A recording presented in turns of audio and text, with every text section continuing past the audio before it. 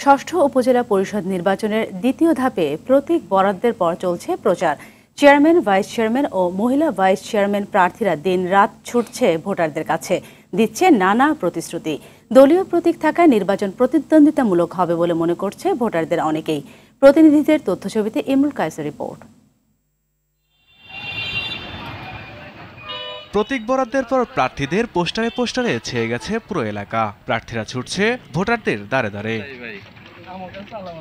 টাঙ্গাইলের ঘাটাইল উপজেলার ভোটের মাঠ দখলে ব্যস্ত চেয়ারম্যান, ভাইস চেয়ারম্যান প্রার্থীরা। নির্বাচনে উপজেলা আওয়ামী লীগের সহসভাপতি মোহাম্মদ লোকমান হোসেন ও স্বতন্ত্র সংসদ সদস্য আমানুর রহমান খান রানার সমর্থনে মোহাম্মদ আরিফ হোসেন লড়ছেন চেয়ারম্যান পদে।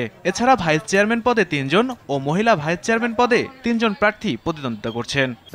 নগদে ৫০০ টাকা বা তার বেশি পেমেন্টে পেতে পারেন ঢাকায় জমিসহ ২০ কোটি টাকার পুরস্কার।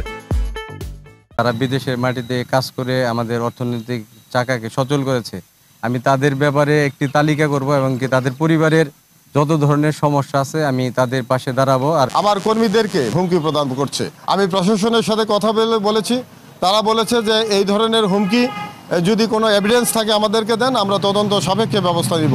এর আগে যারা ভাইস চেয়ারম্যান ছিল তারা কি করেছে আপনারা দেখেছেন, এবং আমি 5 বছর কি করব সেটা আপনারা নিজেই আমার কর্মে বুঝতে পারবেন। পিরোজপুরের দ্বিতীয় ধাপের উপজেলা নির্বাচন জমে উঠেছে। প্রচারে নেমেছে প্রার্থীরা। ব্যানার পোস্টারের পাশাপাশি চলছে সড়কে সড়কে মাইকিং।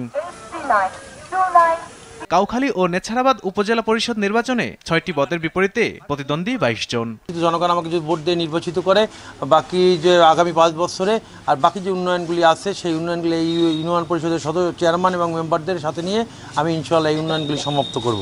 সৎ ও যোগ্য জনপ্রতিনিধি বাছাই করতে চায় ভোটাররা। আমরা শান্তিপূর্ণভাবে বসবাস করতে পারবো, সন্ত্রাসমুক্ত এবং উন্নয়ন, ব্যাপক উন্নয়নের যে সহযোগিতা করবে, আমরা সেই ধরনের প্রার্থীকে ভোট দিতে চাই। আমরা শান্তিপ্রিয়ভাবে থাকতে পারবো, সেজন্যই আমরা সেরকম একজন প্রার্থী বেছে নেব। সুষ্ঠু ও শান্তিপূর্ণ ভোট নিশ্চিতে সব ধরনের প্রস্তুতির কথা জানালেন এই নির্বাচনী কর্মকর্তা। একটি শান্তিপূর্ণ নির্বাচন আমরা উপহার দিতে পারি, সেজন্য ঘাটাইল উপজেলা প্রশাসনের পক্ষ থেকে সকল ধরনের প্রস্তুতি গ্রহণ করা হচ্ছে। ইমরুল কায়েস, RTV।